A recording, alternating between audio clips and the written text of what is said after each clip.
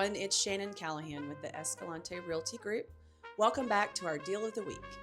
Today we're featuring 10620 Donis Drive in Fort Worth, located in the highly desired Keller ISD. This beautiful 3-bed, 2-bath home sits on a quiet cul-de-sac in Vista Meadows North. With nearly 1,800 square feet, it has been incredibly well maintained and offers a bright, open floor plan, perfect for everyday living. The living room features engineered wood floors, ceiling fans, and a cozy fireplace. And check out this kitchen.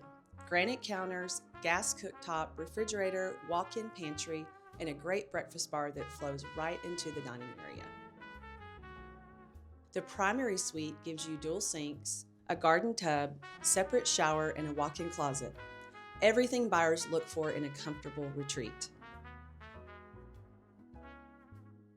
Community offers a pool and a beautifully maintained common areas.